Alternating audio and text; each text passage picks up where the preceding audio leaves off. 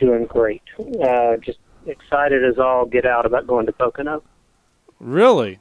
That's good, because I put that pressure on him today. I said, it's up to you to make Pocono exciting. So, wow. And no one can do it if you can't. Boy, so. that's a lot of pressure on you, Dan. I don't know if Pocono is the most exciting race of the year, but it's definitely more predictable than those restrictor plate super speedway events. So I'm always excited to go there. It's excited for you because it makes you look smart, right? Hopefully. It's nice to have unique tracks on the schedule. And back-to-back weekends, we've got a rectangle and a triangle. So for the geometry guy and all of us, it's good to see those things back-to-back. Well, you need to put Darlington after it, and then you could have an ellipse right after it. Oh my God!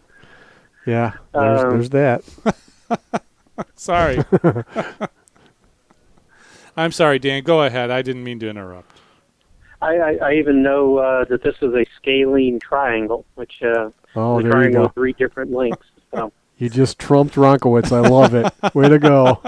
That's it. I'm going to throw him in. You win. All right. So if you're so darn smart, Dan, tell us who's going to win the crazy thing. I got to go Jimmy Johnson.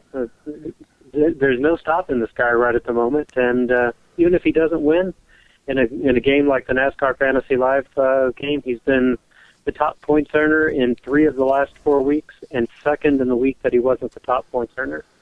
He's going to be at the head of the pack. He's going to lead laps. He's going to do all those things that get the points in both the Yahoo game and the NASCAR Fantasy Live game until he cools off riding. There's just no one else with more momentum than him at the moment. Fans hate to hear it. Fans of other drivers hate to hear it. And they get sick of hearing that same name over and over and over again. But when you've got a gift like that in the fantasy games, you'd better take advantage of it. Yeah, you don't want to. I would think I'm not very good at these games, as we all know. But you would think that the people that I would think that the people that get themselves in trouble in fantasy racing games are the ones that overthink it. Am I wrong? That's been my problem all year. So, my picks, I say this a lot, my picks are good, but when I put them on my team, I tend to do things like try to allocate, do allocation management. So I often know that Johnson's going to be a strong value, but think he might be stronger someplace else when he goes out and earns maximum points. Right. And there's a lot to be said for just get the points while they're there and don't worry about it. What the danger of that is bandwagon jumping. If you jump onto Kurt Busch's bandwagon in the wrong week and he goes out and slaps the wall, it's going to hurt you. Yeah. So I think you need to have the balance of momentum, current momentum, and track stats, and that is where you get your information to set your roster.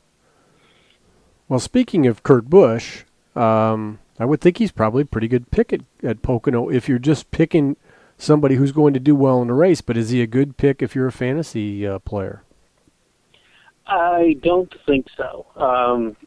He has had some strong runs. Very few of them have come on flat tracks. He had a 9th at Richmond. He had a 7th at Pocono back in June.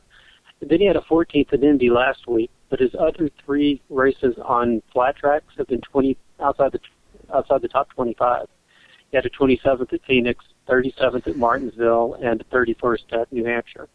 And I think all of those tracks are somewhat comparative. You might throw Richmond out, and in that case, you're throwing one of his strong runs out, and he's got a little more hardship than he does glory in those flat track races this year. So I would avoid him. But every time I say that about drivers like Kurt Busch or Kevin Harvick, they go out and prove me wrong. Those are 2 drivers that have an incredibly difficult time handicapping just because they can be unpredictable. All right, so let's take a look at your A, B, and C drivers for the Yahoo game with about 4.5 minutes left to go. Well, I think if you've got Johnson allocations remaining, you might as well use him. If you don't, Tony Stewart has a ton of momentum on his hands. Had a strong run last week. I think he's someone that you got to look at. He's finally starting to heat up where the summer's concerned. In Group B, Kyle Busch is still strong. He's got top tens in 4 of the last 5 flat track races. He was 10th last week. A little disappointing, maybe. Thought he would contend for a top 5, but he was second at New Hampshire the week before. So Kyle Busch is kind of a no-brainer there. Dale Earnhardt Jr., I think it's time to put him back on the roster as well. Mostly you want to make sure that you've got allocations remaining, that you save one for Talladega at the end of the year. But he can be a streaky driver. His top 10 last week, his 6th place finish last week, his 14th place finish at New Hampshire. Those are things that show that this team's starting to turn their momentum around. And so I think it's safe to start Earnhardt again. Newman would be a good pick also. He surprised me last week. Surprised the heck out of me last week. I figured after he won the pole, he would drop back and contend somewhere around that 9th to 14th range, 13th range, just in or just outside of the top 10. But that's why they run the race. He was just perfect compared to everybody else except for Johnson. And the second place finish, if Johnson hadn't screwed up the pit stop there at the end, would have been just enough to make him a great value in either of those in any of the games out there. So I think those are the 3 drivers you got to look at in Group B. In Group C, kind of a pick'em. AJ Allmendinger is not going to be around for a lot longer. We don't know where he's going to be after the chase begins. So you might as well use him up, and he's a strong driver in a relatively strong team. Or Ricky Stenhouse. Roush Fenway Racing, not particularly strong on flat tracks, but it's the second time to come back to this track. He's starting to get a little more comfortable with it. He wasn't great at Pocono, but he's been consistent on the flat tracks overall.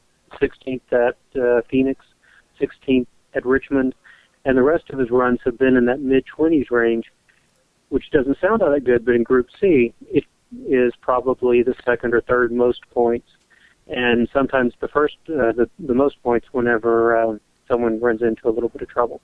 So I think that's the lineup as I see it, at least before I start diving in real deep into the statistics. Who would you, we've got about a minute to go, I think, here, Dan, before I ask you for your pick to win, although I think I know who it is. Who would you stay away from? I mean, just absolutely not pick, no matter if you were betting with Steve's money. Denny Hamlin, flat track master. Anytime you come to these tracks, you got to think about him, and he's been great at Pocono. But until they get the monkey off their back, I think you just leave them in the garage.